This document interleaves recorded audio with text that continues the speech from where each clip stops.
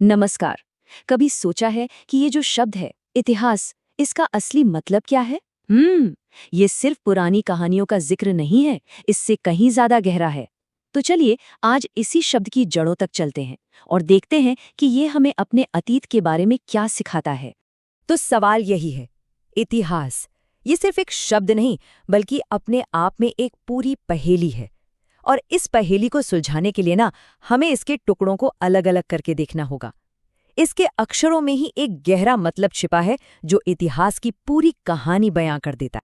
चलिए तो फिर सीधे मुद्दे पर आते हैं। ये शब्द इतिहास आखिर आया कहाँ से?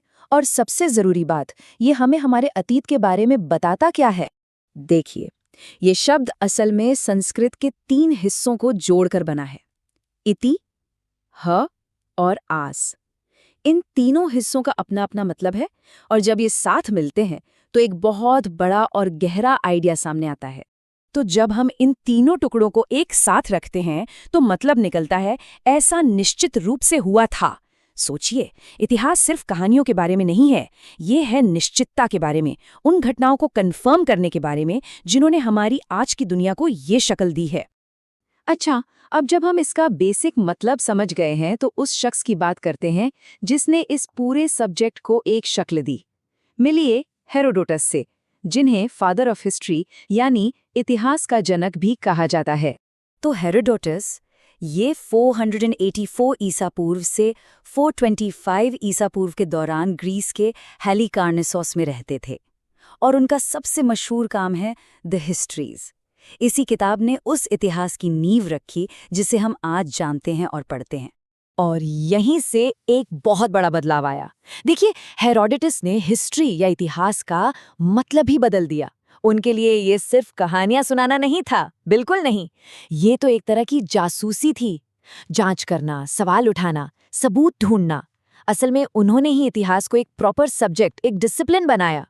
उन्होंने इतिहास के लिए 4 पिलर्स यानी 4 स्तंभ तय किए। पहला, कि ये एक साइंटिफिक सब्जेक्ट है। दूसरा, इसका ताल्लुक हम इंसानों से है। तीसरा, ये लॉजिकल है यानी तर्क पर आधारित है। और चौथा, ये हमें सिखाता है, हमें शिक्षा देता है। ये अपने आप में हिस्ट्री की पढ़ाई का एक पूरा ब्लूप्रिंट है। तो हेरोडोटस की पूरी दात का निचोड़ क्या है? सत्य घटनाओं का क्रमबद्ध अध्ययन। ये किसी भी कहानी के बारे में नहीं है, ये सच्ची कहानियों के बारे में है जिन्हें एक सिस्टमैटिक तरीके से बताया गया हो। तो हेरोडोटस ने तो खेल के नियम बना दिए, लेकिन खेल तो हमेशा बदलता रहता है ना? सदियों बाद ग्याम्बत्तीस्ता विको नाम के एक इटालियन थिंकर आए और उन्होंने इन नियमों को एक बिल्कुल नए लेवल पर पहुंचा दिया। विको ये 1668 से 1744 के बीच इटली के नेपल्स में थे और 1725 में उन्होंने अपनी सबसे जरूरी किताब पब्लिश की, साइंसा नोवा, जिसका मतलब है नया विज्ञान। इस किताब ने इतिहास को देखने का एक बिल्कुल नया नजरिया पेश किया। विको ने पूरा गेम ही चेंज कर दिया। उन्होंने कहा, सिर्फ अतीत को देखना काफी नहीं है, हमें ये समझने की जरूरत है कि वो अतीत आज हमारे आज को कैसे असर कर रहा है। इतिहास कोई मरी हुई चीज नहीं है, बल्कि एक जिंदा चीज है जो हमारे आज को लगातार शक्ल दे रही है। विको असल में इतिहास में साइंस को ले आए। उन्होंने कहा, चलो अलग अलग समाजों की तुलना करते हैं, पैटर्न्स ढूंढते हैं और अतीत को समझने के लिए सख्त तरीकों का इस्तेमाल करते हैं। इससे इतिहास एक और भी ज्यादा पावरफुल टूल बन गया।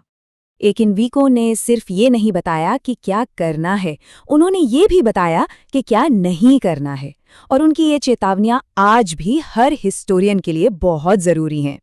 उन्होंने 5 ऐसी आम गलतियों के बारे में बताया जिनसे एक इतिहासकार को हमेशा बचना चाहिए। क्या है वो? पहली, पुराने जमाने को जरूरत से ज्यादा महान समझना। दूसरी, अपनी कौम या अपने लोगों पर जरूरत से ज्यादा घमंड करना। तीसरी, ये मान लेना कि जो महान लोग थे वो असल में जितने ज्ञानी थे उससे कहीं ज्यादा थे। चौथी गलती, सिर्फ इसलिए कि 2 ग्रुप्स की सोच मिलती जुलती है, ये मान लेना कि वो आपस में जुड़े हुए थे। और पांचवी, ये सोचना कि पुराने लोग अपने समय के बारे में हमसे बेहतर जानते थे। देखा जाए तो ये एक तरह से ऑब्जेक्टिविटी के लिए एक गाइड बुक है। विको के लिए इतिहास सिर्फ घटनाओं का लेखा जोखा नहीं है, ये इंसानी सोच का नतीजा है। ये इस बारे में है कि हम कैसे सोचते हैं, हम क्या बनाते हैं और ये सब वक्त के साथ कैसे बदलता है। ये एक ज्यादा गहरा, ज्यादा फिलोसॉफिकल नजरिया है। तो अब हमारे पास दो बड़े नाम हैं, हेरोडोटस और विको। एक का फोकस तथ्यों पर है, दूसरे का विचारों पर। लेकिन जब हम इन दोनों को साथ रखते हैं, तब जाकर हमें इतिहास की एक मुकम्मल तस्वीर मिलती है। जैसा कि यहाँ देख सकते हैं, फर्क बिल्कुल साफ है। हेरोडेटस हमें बताते हैं कि क्या हुआ और विको हमें समझाते हैं कि क्यों हुआ। एक हमें फैक्ट्स देता है तो दूसरा हमें उसका मतलब समझाता है। और सच तो ये है कि इतिहास को समझने के लिए दोनों ही बेहद जरूरी हैं। तो अगली बार जब कोई इतिहास की किताब पढ़ी जाए या कोई हिस्टोरिकल फिल्म देखी जाए, तो ये सवाल जरूर पूछना बनता है, क्या इसे हेरोडोटस के नजरिए से देखा जा रहा है या विको के?